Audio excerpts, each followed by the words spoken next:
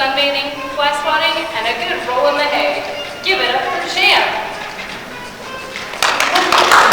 Bachelor number 2 is truly one of a kind.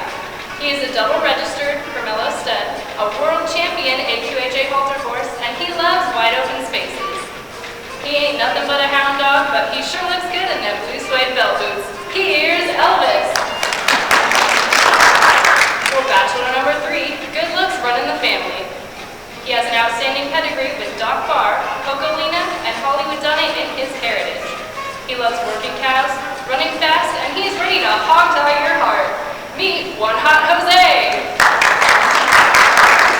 We've kept our bachelorette in a soundproof room off stage, and now it's time to meet her. Here's our foxy filly of the day, Priscilla. She's a black Overo mare that loves to munch on alfalfa and run in the pasture. She is 3 days before ovulation, so now would be the best time to breed. She can be a bit temperamental at times, but that could all change if she finds the perfect mate. Priscilla, now is your chance to ask some questions of these stallions to find out who will be the best match for you. Thank you. Okay, let's get started. Since I'm moody sometimes, it would be nice to have a gentleman around, and I would hope that my foal would inherit its sire's disposition. Bachelor number 1, if your handler asked you to perform in a stressful situation, how would you respond? Well, I would do whatever I felt like doing and ignore my handler because he makes me work too hard. I would rather stand in my paddock and soak up the sun. That's good to know. Bachelor number 2? I aim to please, and I'm pretty laid back, so I would do what my handler asked of me. All right, thank you. Bachelor number 3? I think I would buck him off and run away. Okay, it sounds like you definitely have a mind of your own. I want my foal to be a successful halter horse someday. Bachelor number 2, what would you be able to contribute to that goal? I myself am a very successful halter horse, so I could be a huge contributing factor to the future halter career of your foal.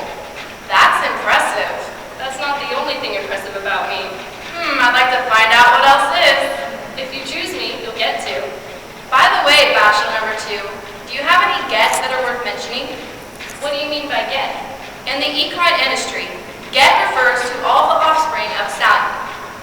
Well, now that you mention it, I have sired multiple world champion AQHA and APHA foals and fillies. Oh, so you have other foals. I'm glad we got that out in the open. At least they're successful, though. Bachelor number 1, if I have half knees, would you be able to improve that fault in our foal? I have straight front legs, but I'm as cowhawked as a well-designed draft horse. But in my defense, conformation faults are only moderately influenced by genetics. What other factors can influence those characteristics? Conditioning, grooming, feeding, and management, as well as corrective shoeing, can alter appearance and conformation to some degree as well. Well, that's good to know. Although I would still be concerned about combining calf knees with cowhawks. I want my foal to have conformationally correct legs. Bachelor number 3. I am a homozygous black Overo, so I will always throw a black gene. That doesn't mean that my foal will always be black though. What color are you? I am a smoking red dun, and I am hotter than the sun. Well, that could be a done deal. If we have a foal, it could be a Gruya, a bay dun, or a red dun, solid or Overo. Bachelor number 2, what color are you? I am a creamy Carmelo, which means I have a double dilution of the chestnut gene. This means that our foal can be a smoky black or a buckskin with or without a coat pattern. That's very interesting. Bachelor number 1? I am a classic Champagne Overo, and I am homozygous for the Champagne and black genes. This means that our foal would have a 25% chance of being a solid classic Champagne and a 50% chance of being a classic Champagne Overo. Oh, sounds dreamy. Bachelor number 1, if I were to choose you, would you be able to offer ship semen or live cover? Or do you only have one of those options available? My owner doesn't want me to get hurt, so I only offer artificial insemination. But you can get my semen shipped either frozen or cool. All right, Bachelor number 2, same question. I offer both options, but I prefer live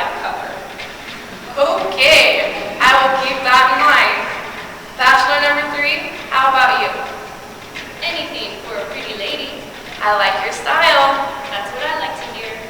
Do you have any bad habits that I should know about, Bachelor number 3?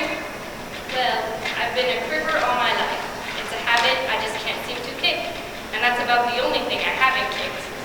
Oh my, you really are a vice doer. At least kicking and other vices aren't genetic, but the temperament can be inherited to some degree from the parents. Bachelor number 1, would you rather go on a long, relaxing trail ride, go for a race, or be judged by your appearance? I would have to say a relaxing trail ride, although I'm not so sure about the long part.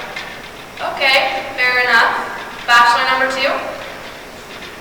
I'm not lacking in good looks by any means, so I would like to be judged by my appearance. Although I'd be up for anything, just as long as I was getting to do it with you. That is a very good answer. Bachelor number 3? Easy. I would go for a race and I would win. You are so confident, number 3. All right, bachelors, here's some information to get you thinking about my next questions. These days, genetic testing is an extremely important part of breeding within the horse industry.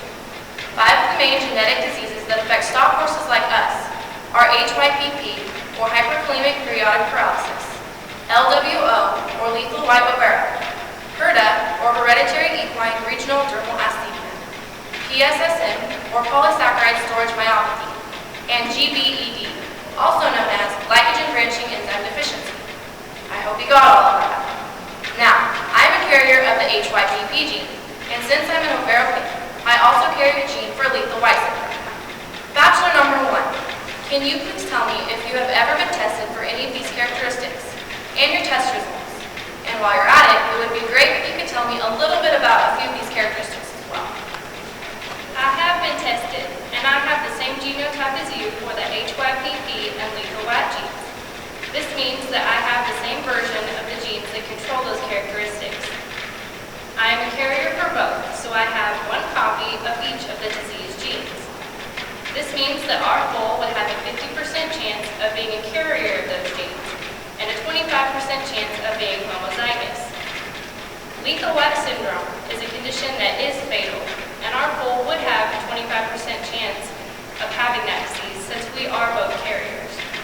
HYPP is a genetic disease that causes a defect in the sodium and potassium ion channels in muscles, which can cause bouts of muscle tremors, seizures, collapse, and in some extreme cases, death.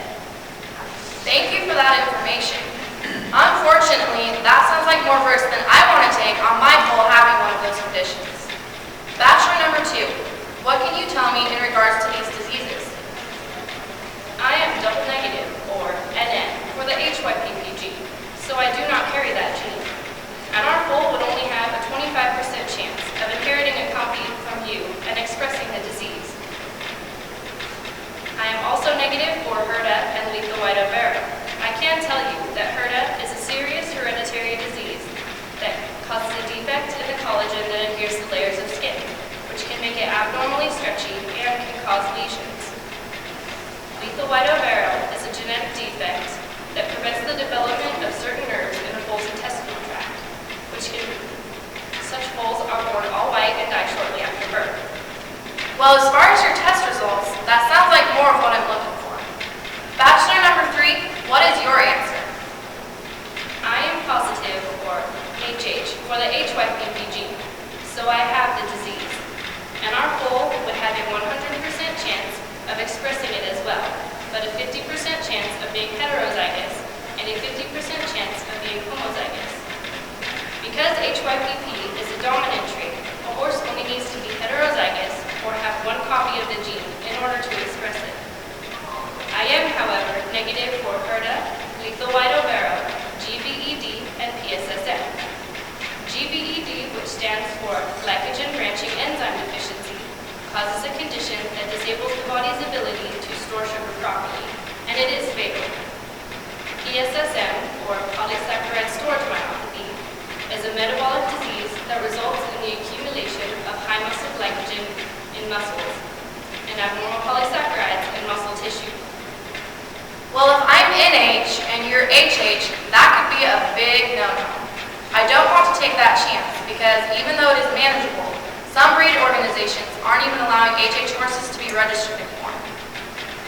All right, Priscilla, time for questions is up. So now you need to make a decision. You have 60 seconds to decide and tell us which bachelor you choose. All right, well this wasn't an easy decision.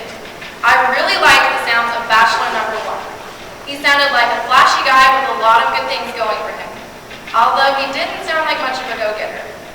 Also, some of the genes involved with diseases and undesirable characteristics concern me with him. Lethal white foals are born deformed and can even be born without a rectum, so they die painful deaths if they're not euthanized before they die naturally. Also, I would prefer not to choose a stallion who carries a gene for HYPP because that disease can be very debilitating as well. This was not as much of a concern for me though, because even though it can be fatal, it usually isn't. And as I said before, it is typically manageable. Bachelor number 3 was awfully tempting as well. I liked his confidence, but I would be concerned that my temper paired with his feisty personality could possibly produce a really hot-tempered foal. The biggest problem I saw with bachelor number 3 is that he is HYPP HH positive, so our foal would have the condition for sure. That was really my largest deciding factor for not choosing bachelor number 3. Now, that leaves me with bachelor number 2. He is just great all the way around. His show record makes me really optimistic for our foal, and he is negative for all the genes influencing the diseases and undesirable traits that I'm concerned about. And I would really like his responses and personality. Considering all that, I think that bachelor number 2 is the obvious choice for me. Bachelor number 2, come on down. I definitely think I made a good choice. Congratulations, Elvis and Priscilla. This lovely couple will be traveling to the North American International Livestock Exposition in Kentucky for a fun-filled getaway. And that concludes this episode of The Mating Game. Thank you all for watching, and we hope you will be back next week. And now, let's fast forward to see how Elvis and Priscilla's date went.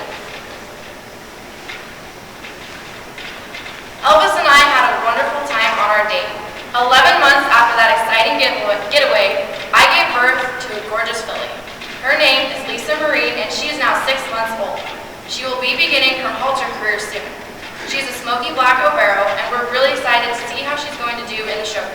We're sure that she's going to do really well. And now we would like to inform you of our credits for this production. First, we had Erica McKenzie, an associate professor in equine geneticists from the Department of Large Animal Internal Medicine at Oregon State University. The Horse Industry Handbook, HorseTesting.com, ElvisWhiteDiamond.com, UC Davis, DoubleDilute.com, the Merck Veterinary Manual, the Horse Genome Project, research from the Gluck Equine Research Institute, research from Dr. Stephanie Valberg. and that's all of our credits. Thank you again. Are there any questions from the audience?